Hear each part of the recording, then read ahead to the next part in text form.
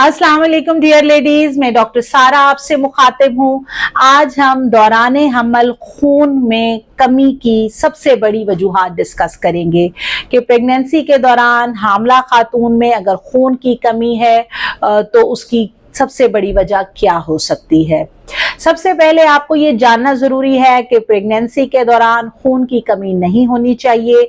Pregnant women के HP levels normal होने चाहिए, क्योंकि हामला खातून के पेट के अंदर एक बच्चे की ग्रोथ हो रही है। बच्चे ने अपनी खुराक माँ से लेनी है, बच्चे ने ऑक्सीजन माँ से लेनी है, बच्चे ने खून माँ से लेना है। बच्चे की अच्छी ग्रोथ के लिए हामला खातून के एचपी लेवल्स का पूरा होना जरूरी है, उसमें खून मुकम्मल होना जरूरी है। बच्चे ने अपने वेस्ट अगर बॉडी से एक्सक्रीट करने हैं वो भी माँ के जरिए करने हैं। तो प्रेग्नेंट वुमेन की जो नॉर्मल एचपी लेवल्स हैं वो 12 से 15 ग्राम्स हैं। अगर किसी भी प्रेग्नेंट वुमेन में एचबी लेवल्स 10 या 11 होते हैं तो इसका मतलब है कि उसमें खून की कमी हो रही है, अब उसके एचबी लेवल्स कम हैं। ऐसी तमाम प्रेग्नेंट लेडीज जिनके एचबी लेवल 12 ग्राम से कम है, 10 से 12 के बीच में हैं, उनको अपनी डाइट को इम्प्रूव करने की ज़रूरत है और उनको जो है आयरन और कैल्शियम की टैबलेट का इस्तेमाल करना चाहिए। फिर ऐसी तमाम प्रेग्नेंट लेडीज जिनके एचबी लेवल 9 या 10 हैं, अब इनको पैरेंटरल यानी आईवी आयरन की ज़रूरत है। आयरन सुक्रोज के इंजेक्शन अवेलेबल है, फेरिन इंजेक्ट के नाम से इंजेक्शन अवेलेबल है। लेकिन याद रहे कि अगर किसी भी प्रेग्नेंट लेडी को प्रेगनेंसी के दौरान पहले हिस्ट्री हो कि उनको आईवी आयरन लगने से रिएक्शन हुआ है तो अब वो आईवी आयरन नहीं लगवा सकती। ऐसी प्रेग्नेंट लेडीज़ को अपनी डाइट इंप्रूव करनी है, आयरन कैल्शियम के सप्लीमेंट्स वो ले सकते हैं या फ्रेश ब्लड ट्रांसफ्यूजन की वो कैंडिडेट होंगी। अब ऐसी तमाम प्रेग्नेंट लेडीज जिनके अंदर एचपी लेवल 8, 7, 6 या 5 हैं तो वो कैंडिडेट हैं फ्रेश ब्लड ट्रांसफ्यूजन की। ऐसी तमाम हामला खवातीन जो मुझे सुन रही हैं जिनके एचपी लेवल 5 ग्राम से 8 ग्राम के बीच में हैं तो उनको फ्रेश ब्लड ट्रांसफ्यूज कराना है। फिर उसके साथ साथ जब उनके एचपी लेवल कुछ इम्प्रूव हो जाए तो वो आईवी आयरन ड्रिप्स पे जा सकती हैं, आयरन कैल्शियम की टैबलेट ले सकती हैं और डाइट को तो इम्प्रूव करना ही करना है। अब मैं आपको दौराने हमल खून की कमी होने की जो सबसे बड़ी वजूहात हैं उसके बारे में डिस्कस करूं। सबसे बड़ी वजह वॉमिटिंग है कि प्रेग्नेंट लेडी उसका हार्मोन्स चूँकि चेंज हो रहे होते हैं, हाई लेवल्स होते हैं प्रेगनेंसी में, स्पेसिफिकली जो है बीटा एचसीजी हार्मोन, और वो आपके दिमाग में जाके वॉमिटिंग को इंड्यूस करता है, जिसकी वजह से प्रेग्नेंट वुमेन का ना सिर्फ टेस्ट मुंह का खराब होता है बल्कि उसको बार बार उल्टी और मतली की शिकायत होती है। और नेचुरली जब कोई चीज़ औरत के पेट में नहीं रुकेगी तो उसका एचबी कम होना शुरू हो जाएगा। तो वॉमिटिंग जो है वो एक सबसे बड़ी वजह है खून की कमी की। इसमें हम प्रेग्नेंट वुमेन्स को कहते हैं कि आप अपनी गायनाकोलॉजिस्ट से रब्ता करें, वो आपको जो ओरल जो है वो टैबलेट लिखती हैं उल्टी या मतली की वो इस्तेमाल करें। अगर डॉक्टर आपको कोई ड्रिप एडवाइस करती हैं तो आप ड्रिप लगवाएं।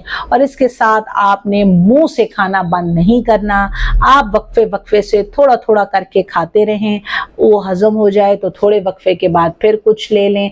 बेशक आपको नवाला नवाला करके वक्फे वक्फे से खाना पड़े लेकिन आपने खाना जरूर है ताकि आपके एचपी लेवल्स जो है वो बेहतर हो जाएं। फिर दूसरी बड़ी वजह ब्लीडिंग है। अब इसके अंदर स्टार्टिंग में भी ब्लीडिंग हो सकती है जब इम्प्लांटेशन हो रही होती है या बेबी की ग्रोथ नहीं हो रही होती, या चौथे 5वें महीने में जाके प्लासेंटा यानी आवल में से ब्लीडिंग हो सकती है जिसको हम प्लासेंटा प्रीविया कहते हैं, या फिर एक और कंडीशन है जिसको एब्रेप्शियो प्लासेंटी कहते हैं जिसमें आवल पेट के अंदर फट जाती है। तो ये तमाम कंडीशंस जिसमें प्रेग्नेंट वुमेन को ब्लीडिंग होती है उसमें उसके एचबी लेवल्स फॉल कर सकते हैं। तो डियर लेडीज, आप में दौराने हमल खून की कमी नहीं होने चाहिए। चाहिए, आपके HB लेवल 12 ग्राम से ऊपर होने चाहिए।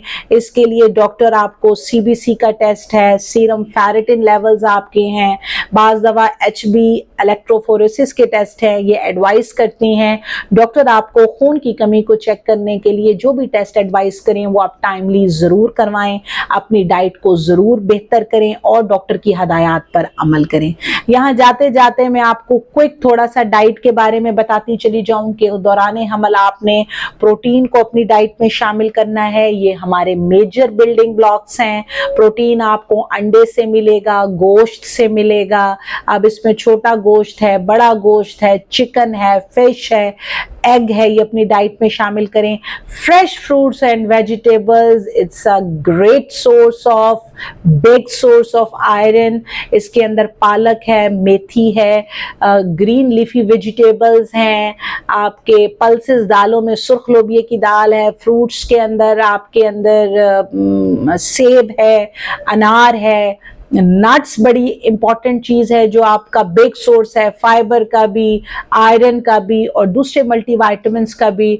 इसके अंदर 100 से 150 ग्राम्स तक आप एक मुट्ठी बराबर, हाफ बाउल जो है आप ड्राई फ्रूट्स ले सकते हैं, जिसमें 2-3 किशमिश हैं, 1 से 2 खजूरें हैं, काजू है, पिस्ता है, बादाम है। तो ये तकरीबन हाफ बाउल आप 150 ग्राम्स तक आप डेली के जो है वो ड्राई फ्रूट्स ले सकते हैं। आप सैलड्स इसमें ले सकते हैं जिसके अंदर आप चिकंदर है, गाजर है, बेशक उसमें आप छोटा सा सेब डाल लें। तो इसी तरह से आप वेजिटेबल्स का आप सैलेड की शक्ल में ले लें, ये भी आपको जो है वो आयरन प्रोवाइड करेगा और आपको फाइबर देगा। या इसी तरह से आप जो है वो जूस भी ले सकते हैं जिसमें आप गाजर ले सकते हैं, आप सेब ले सकते हैं, आप माल्टा या किन्नू का रस इसमें शामिल कर सकते हैं। तो डियर लेडीज, आपने अपने डाइट को बेहतर करना है, डॉक्टर की एडवाइस से आपने अपने टेस्ट करवाने हैं और खून की कमी से आपने बचना है ताकि आप एक हेल्दी बेबी जो है उसको कोई प्रेगनेंसी को लेके चल सकें, बच्चा भी सेहतमंद हो और माँ भी सेहतमंद हो। Thank you so much.